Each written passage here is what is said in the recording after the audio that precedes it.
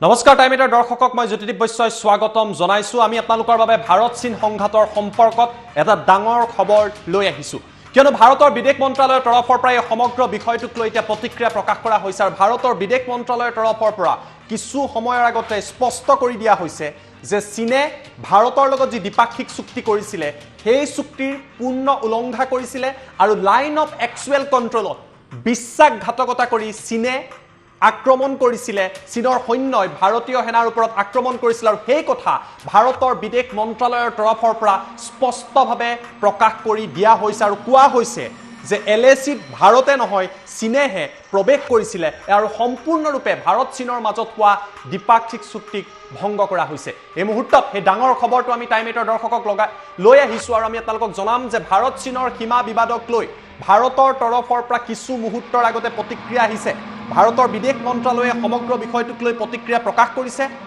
য'ত উল্লেখ কৰিছে যে চীনে ষ্টেটাছ কো ভংগ কৰিছে অৰ্থাৎ চীনে ভংগ কৰিছে স্থিতা অৱস্থা লাইন অফ এক্সুৱেল কন্ট্ৰলত চীনে এই স্থিতা অৱস্থা ভংগ কৰিছে 6 জুনত মলদত ভাৰতীয় সেনা আৰু চীনা সৈন্যৰ মাজত যি বৈঠক অনুষ্ঠিত হৈছিল সেই বৈঠকৰ সিদ্ধান্তকো এক প্ৰকাৰৰ ভংগ কৰি পূৰ্ব পৰিকল্পিতভাৱে ভাৰতীয় সেনাৰ ওপৰত পিএলএ আক্ৰমণৰ ঘটনা সংঘটিত কৰিছিল তাৰ লগতে নিজৰ সীমাৰ ভিতৰতে যাতে চীনে নিজৰ কাম কৰি থাকে এই আহ্বান জনোৱা হৈছে ভাৰতৰ তৰফৰ পৰা স্পষ্ট কৰি দিয়া হৈছে ভাৰতে চীনক স্পষ্ট কৰি দিয়া হৈছে যে ভাৰতে সকলো কাম-কাজ এলএচিৰ ভিতৰত কৰিছে অৰ্থাৎ লাইন অফ এক্সুৱেল কন্ট্ৰলৰ ভিতৰত ভাৰতীয় সীমাত কৰিছে আৰু চীনেও এই সমগ্ৰ বিষয় নিজৰ অঞ্চলৰ ভিতৰত কৰিব লাগে সমগ্ৰ বিষয়ক লৈ ভাৰত আৰু চীনৰ মাজত কূটনৈতিক আৰু সামৰিক বৰ্তমান সময়টো আলোচনা চলি আছে যাতে সমস্যাৰ সমাধান কৰিব পৰা যায় কিন্তু ভাৰতে নিজৰ সাৰ্বভৌমত্ব আৰু অখণ্ডতাৰ ক্ষেত্ৰত কোনো ধৰণৰ আপোচ নকৰে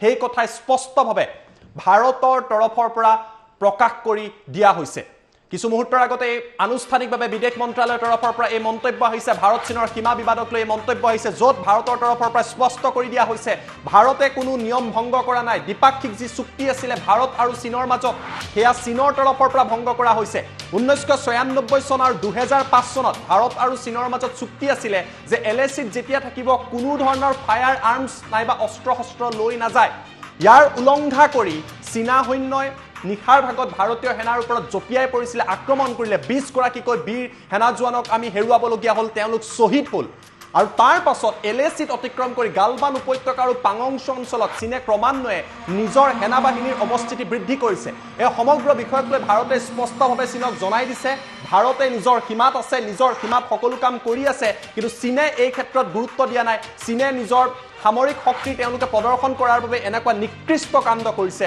আৰু যাক লৈ ভাৰতে স্পষ্ট কৰি দিছে ভাৰতে নিজৰ সাৰ্বভৌমত্ব আৰু যি ইন্টিগ্ৰিটি আছে নিজৰ অখণ্ডতা আছে সেয়া ৰক্ষা কৰিবলৈ বদ্ধপৰিকৰ এই ক্ষেত্ৰত কোনো ধৰণৰ আপোচ কৰা নহয় স্পষ্ট কৰি দিয়া হৈছে এই মুহূৰ্তত ভাৰত চীন সংঘাতৰ দ্বিতীয়টো ব্ৰেকিং নিউজ আমি আপোনালোকৰ বাবে লৈ আহিছো এটা নতুন আপডেট এই মুহূৰ্তত আহিছে দ্বিতীয়টো ব্ৰেকিং নিউজ হৈছে যে 23 জুনত ভাৰত চীন আৰু ৰাছিয়াৰ মাজত ত্ৰিপাক্ষিক বৈঠক অনুষ্ঠিত হ'ব আন এটা ডাঙৰ খবৰ 23 জুনত ভাৰতৰ বিদেশ মন্ত্ৰী ৰাছিয়াৰ বিদেশ মন্ত্ৰী আৰু চীনৰ বিদেশ মন্ত্ৰী এক ত্ৰিপাক্ষিক আলোচনাত মিলিত হ'ব ভিডিঅ' কনফাৰেন্সিঙৰ জৰিয়তে এই ত্ৰিপাক্ষিক বৈঠক অনুষ্ঠিত হ'ব য'ত বিভিন্ন বিষয়ৰ ওপৰত আলোচনা কৰা হ'ব আৰু ধাৰণা কৰা হৈছে ভাৰত চীনৰ যি সীমা বিবাদ এই বিষয়টোও এই আলোচনাত স্থান পাব লাডাখক লৈ যি সীমা বিবাদৰ সৃষ্টি হৈছে এই ত্ৰিপাক্ষিক বৈঠক যেহেতু 23 জুনত ভাৰত চীন ৰাছিয়াৰ বিদেশ মন্ত্ৰীৰ লগত অনুষ্ঠিত হ'ব আৰু এই বিষয়টো যি লাডাখৰ যি সীমাক লৈ উত্তেজনাৰ সৃষ্টি হৈছে বাৰে বাৰে চীনে যি ভাবুকি দি আছে এই বিষয়টো পুনৰবাৰ এই বৈঠকত আলোচনা কৰা হ'ব আজি ভাৰতৰ বিদেশ মন্ত্ৰালয়ৰ তৰফৰ পৰা কিছু সময়ৰ আগতে এই কথা স্পষ্ট কৰি দিয়া হৈছে ত্ৰিপাক্ষিক বৈঠক অনুষ্ঠিত হ'ব নে নহয় ভাৰতে অংশগ্ৰহণ কৰিব নে নকৰে বা চীনে অংশগ্ৰহণ কৰিব নে নকৰে এনেকুৱা প্ৰশ্ন উত্থাপিত হৈছিল কিন্তু আজি বিদেশ মন্ত্ৰালয়ৰ তৰফৰ পৰা কৰা হ'ল যে 23 জুনত ভাৰত চীন আৰু ৰাছিয়াৰ বিদেশ মন্ত্ৰীয়ে ভিডিঅ' কনফাৰেন্সিঙৰ জৰিয়তে বৈঠকত মিলিত হ'ব আৰু তেওঁলোকে এই সমগ্ৰ বিষয়সমূহৰ ওপৰত আলোচনা কৰিব কোভিডৰ ওপৰতো আলোচনা হ'ব অৰ্থনৈতিক বিষয়ৰ ওপৰত আলোচনা হ'ব আৰু গ্লোবেল সিকিউৰিটিৰ ওপৰত এই বৈঠকত আলোচনা হ'ব আমি এই মুহূৰ্তত আপোনালোকৰ বাবে তৃতীয়টো ডাঙৰ খবৰ লৈ আহিছো এই মুহূৰ্তত নতুন আপডেট ভাৰত আৰু চীনৰ যি সংঘাতক লৈ তৃতীয়টো ব্ৰেকিং নিউজ হৈছে ভাৰত আৰু চীনৰ সেনা বাহিনীৰ মাজত সীমা বিবাদক লৈ আজি বৈঠক চলিছিল 6 ঘণ্টা ধৰি এই বৈঠক চলিলে আৰু এই বৈঠক ইতিমধ্যে অন্ত পৰিছে 6 ঘণ্টা ধৰি ভাৰতৰ মেজৰ জেনেৰেল পৰ্যায় আৰু চীনৰ মেজৰ জেনেৰেল পৰ্যায়ৰ মাজত পুনৰবাৰ বৈঠক অনুষ্ঠিত হ'ল সীমা বিবাদক লৈ আৰু 6 ঘণ্টাৰ পিছত এই বৈঠক অন্ত পৰিছে। এই বৈঠকত সীমা সমস্যাৰ ওপৰত আলোচনা কৰা হৈছে। সীমা বিবাদ মীমাংসাৰ বাবে এই বৈঠক অনুষ্ঠিত কৰা হৈছিল। বিভিন্ন বিষয় আলোচনা কৰা হৈছে। একেৰাহে দ্বিতীয় দিনাও এই বৈঠক অসমাপ্ত হৈ পৰিছিল। এই বিষয়টোক লৈ নিজৰ নিজৰ স্থিতি প্ৰতিখন ৰাষ্ট্ৰই স্পষ্ট কৰি দিছে। ভাৰত আৰু চীনৰ সেনাবাহিনী মিলিত হৈছিল আৰু তাত ভাৰতৰ তৰফৰ পৰা কোৱা হৈছে, ভাৰতে বাৰে বাৰে এটাই দাবী কৰি আছে, গালৱান উপত্যকাত লাডাখৰ সেই প্ৰান্তটোত এপ্ৰিল মাহত যি ষ্টেটাছ কো আছিলে সেই ষ্টেটাছ কো যাতে চীনে মানি চলে, অৰ্থাৎ যি স্থিতাৱস্থা এপ্ৰিল মাহত অব্যাহত আছিলে, মে মাহত চীনে ভংগ কৰিছিলে। চীনৰ সেনাবাহিনীয়ে গালৱানৰ কেইবাটাও প্ৰান্ত, পাঙংছৰ কেইবাটাও প্ৰান্ত অধিকাৰ কৰাৰ চেষ্টা কৰিছিলে আৰু ইয়াক লৈ ভাৰতে বিৰোধিতা কৰিছিলে।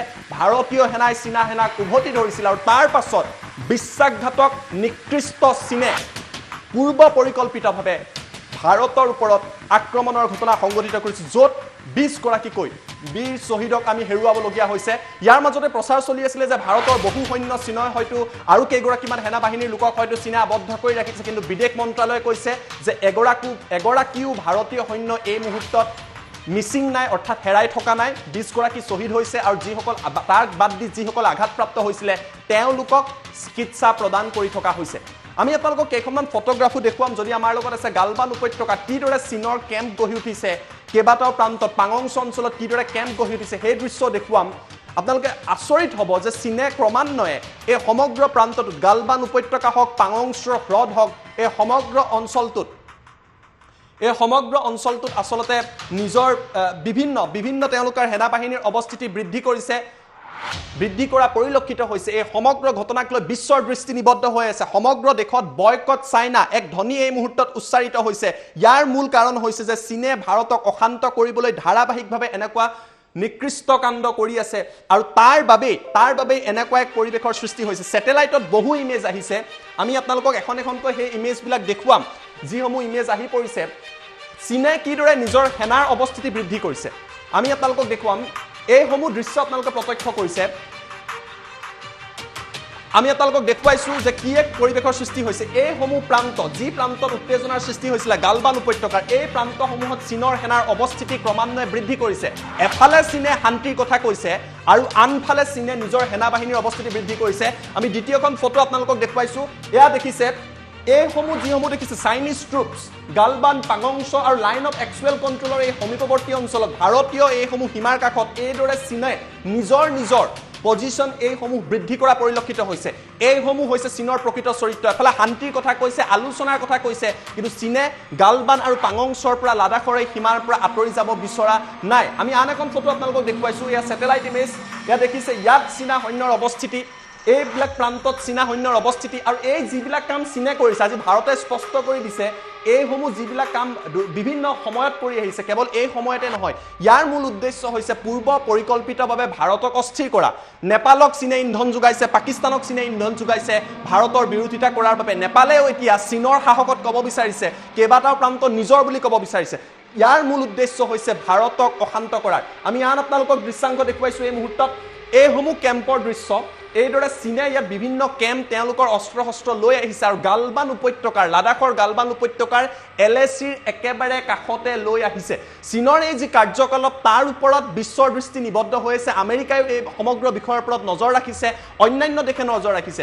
চীনে যে কেৱল গালৱানত এনেকুৱা কৰিছে নহয়, টাইৱানত চাওক, হংকঙত চাওক, দক্ষিণ চীন সাগৰত চাওক, প্ৰতিটো প্ৰান্ততে বিশ্বক অশান্ত কৰাৰ বাবে জিনপিঙৰ নিকৃষ্ট চীনে এই কাম কৰিছে। আমি আপোনালোকক আন বহু ফটোগ্ৰাফ দেখুৱাই যাম। চীনৰ কেম্প আপোনালোকে দেখিছে, কিদৰে তেওঁলোকে নিজৰ সেনাৰ অৱস্থিতি বৃদ্ধি কৰিছে। এইসমূহ আপোনালোকে দেখিছে কিদৰে সেনাসমূহৰ অৱস্থিতি, নিজৰ সেনাৰ বিভিন্ন প্ৰান্তত, পাঙংছ আৰু গালৱানত ছেটেলাইটত ধৰা পৰিছে। এফালে চীনে কৈছে ভাৰতে LAC অতিক্ৰম কৰিছে, চীনে অতিক্ৰম কৰা নাই, কিন্তু ছবিয়ে সম্পূৰ্ণ বিপৰীত কথা কৈছে। ছবিয়ে কি দেখুৱাইছে, এইসমূহ ছেটেলাইট ইমেজত কি কথা ধৰা পৰিছে যে চীনে নিজৰ সেনাবাহিনী এই গালৱানৰ সমীপৱৰ্তী, পাঙংছৰ সমীপৱৰ্তী অঞ্চলত লৈ গৈছে। আমি আপোনালোকক আন এখন দৃশ্য এই মুহূৰ্তত দেখুৱাম। চীনৰ যুদ্ধৰ টেংক, গাড়ী, জাহাজ, আৰ্টিলাৰী সকলো ধৰা পৰিছে এই অঞ্চলটোত। ইয়াৰ জৰিয়তে চীনে ভাৰতক যথেষ্ট পৰিমাণে হেঁচাত ৰখাৰ বাবে ব্যৱস্থা কৰিছে। কিন্তু আজি ভাৰতৰ বিদেশ মন্ত্ৰালয়ে এটা কথা স্পষ্ট কৰি দিছে যে ভাৰতে চীনক কৈ দিছে দ্বিপাক্ষিক চুক্তি আছিলে দুইখন দেশৰ মাজত, সেই চুক্তি চীনে উলংঘা কৰিছে। ভাৰতে উলংঘা কৰা নাই। এইসমূহ ফটো আমি আপোনালোকক দেখুৱালোঁ, যিসমূহ ছেটেলাইটত ধৰা পৰিছে। আৰু প্ৰতিখন ফটোগ্ৰাফ দেখিছে কিদৰে বাহন আছে, এই বাহনসমূহ আছে, বাহনসমূহৰ লগত অন্যান্য প্ৰান্ত আছে। আৰু এইসমূহ প্ৰান্তক লৈ আমি আন এখন ফটোগ্ৰাফ আপোনালোকক এই মুহূৰ্তত দেখুৱাম। আন এখন ফটো এই মুহূৰ্তত আপোনালোকক দেখুৱাম কি এক পৰিৱেশৰ সৃষ্টি হৈছে। এয়া চাওক, চীনা ভাৰতৰ যিটো প্ৰান্ত তাত এইদৰে লক্ষ্য কৰি লৈছে চীনা সৈন্যই, আৰু তাৰ পিছত এই অঞ্চলসমূহ অধিকাৰ কৰাৰ বাবে চেষ্টা কৰিছে। গতিকে এটা কথা স্পষ্ট, চীনে প্ৰতিটো মুহূৰ্তত ইয়াৰ চুবুৰীয়া ৰাষ্ট্ৰসমূহক ভাৰতৰ বিৰুদ্ধে উত্তেজনাৰ সৃষ্টি কৰিছে, আৰু তাৰ পাছত ভাৰতক অশান্ত কৰাৰ পৰিকল্পনা কৰিছে। কিন্তু ভাৰতে স্পষ্ট কৰি দিছে প্ৰতিটো প্ৰান্তত, সেয়া লাগিলে হিমাচল প্ৰদেশেই হওক, উত্তৰাখণ্ডৰ চীন সীমান্তই হওক, ছিকিমেই হওক, অৰুণাচল প্ৰদেশেই হওক, প্ৰতিটো প্ৰান্তত চীনে এতিয়া নিজৰ সৈন্যবল বৃদ্ধি কৰিছে। আৰু তাৰপিছত এটা কথা স্পষ্ট যে চীনক ভাৰতে প্ৰত্যুত্তৰ দিব, চীনক ভাৰতে প্ৰত্যুত্তৰ দিব, আৰু সেই কথা আজি বিদেশ মন্ত্ৰালয়ে স্পষ্ট কৰি দিয়া হৈছে। বিদেশ মন্ত্ৰালয়ে বাৰে বাৰে চীনৰ তৰফৰ পৰা বিদেশ মন্ত্ৰালয়ে ভাৰতক দোষাৰোপ কৰিছে, কিন্তু ভাৰতে স্পষ্ট কৰি দিছে ভুল ভাৰতে কৰা নাই, ভুল কৰিছে চীনে, আৰু তাৰ প্ৰত্যুত্তৰৰ বাবে চীন সাজু থকা উচিত, সেই কথা স্পষ্টভাৱে প্ৰকাশ কৰি দিয়া হৈছে।